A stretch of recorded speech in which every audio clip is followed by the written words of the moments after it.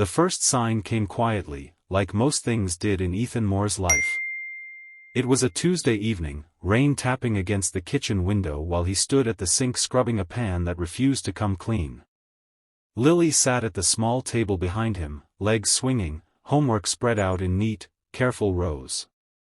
She was 12, all elbows and oversized hoodies, her dark hair tied back in a loose ponytail that never stayed neat for long. "Dad," she said softly. Ethan replied without turning, focused on the stubborn burn mark. "I finished my math." "Good job, kiddo," he said.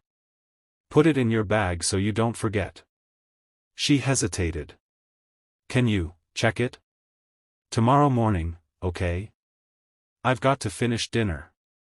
Lily nodded, even though he wasn't looking. She gathered her papers, her smile fading just a little. Ethan didn't notice. He rarely did. Not because he didn't care, but because caring had become tangled up with surviving. Ever since her mother had died 5 years earlier, life had turned into a long list of things that needed to be done, and Ethan attacked that list with the same determination he used at work, at home, everywhere. He provided. He protected. He kept everything from falling apart. He just didn't slow down long enough to see what was quietly unraveling right in front of him. The second sign came louder. Lily started waiting up for him. He worked late shifts at the auto repair shop, and most nights he came home after 10, smelling of oil and metal. At first, he thought it was coincidence, finding her on the couch pretending to watch TV, her eyes heavy. "Why aren't you in bed?" he asked one night. "Couldn't sleep," she said quickly. He ruffled her hair. "Go on now. Big day tomorrow." She watched him walk past, her mouth opening as if to say something, then closing again. The TV flickered on the blank wall long after she'd gone to her room. The third sign was harder to miss, but Ethan still managed. Lily began doing things for him.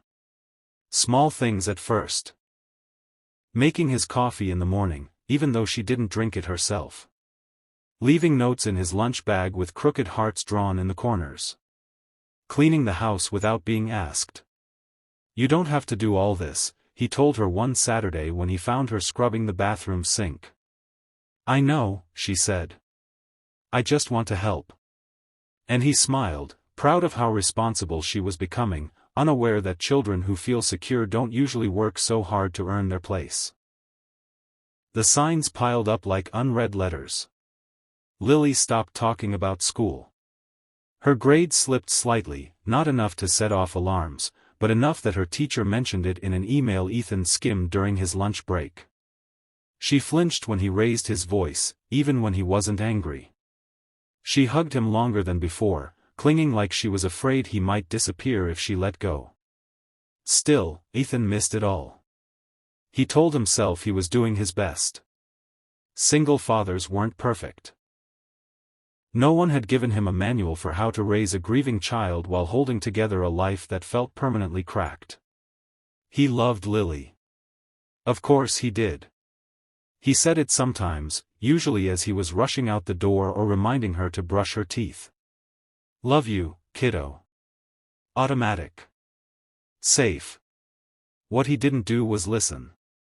The breaking point came on a Thursday that started like any other. Ethan woke up late, already behind schedule.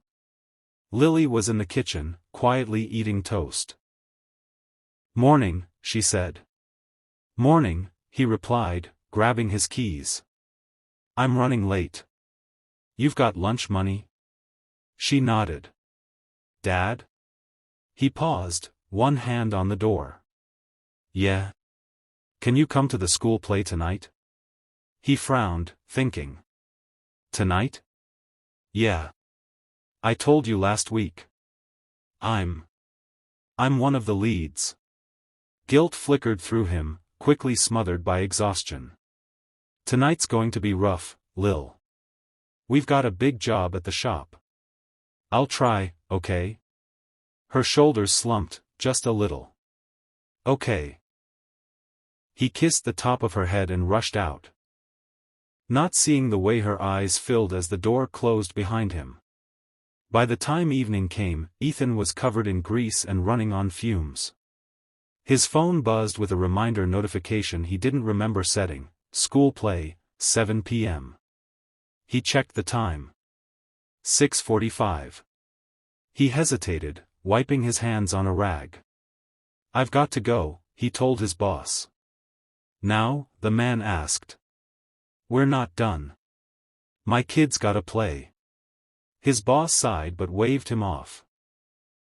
Ethan drove faster than he should have, heart pounding with a mix of relief and dread. When he slipped into the school auditorium, the lights were already dim. He scanned the stage, spotting Lily instantly. She stood in the center, face pale, eyes searching the crowd. And then she saw him. Her expression changed. Not into a smile, but into something raw and trembling, like she'd been holding her breath for weeks and had finally exhaled. The play ended to polite applause. Parents stood, cheering. Lily didn't look at him as she walked off stage. He waited by the side doors, expecting her to come running, like she used to. She didn't. She emerged slowly, eyes red, clutching her script. "Hey," he said gently. "You were great." She nodded, not meeting his eyes. "I'm sorry, I almost missed it." "That did it." She stopped walking. Her shoulders shook. "You always almost miss it," she said, her voice cracking. Ethan froze. "Lily. You miss dinners. You miss conversations. You miss me." Her words spilled out, years of swallowed feelings rushing to the surface. "I leave you notes. I wait up for you. I try so hard to be good and helpful and quiet so you won't be tired of me." "What?" "No," Ethan reached for her, but she stepped back. "I know Mom's gone," she sobbed. "I know you're tired. But sometimes I feel like I lost you too." His chest tightened painfully. "Lily, She looked up at him then, tears streaming down her face, her voice rising, breaking through everything he'd ignored. "I love you, idiot." The word echoed between them, not angry, but desperate. Honest. Terrified. For a moment, Ethan couldn't breathe. Every missed sign, every brushed-off moment, crashed into him at once. He dropped to his knees in front of her, not caring who saw.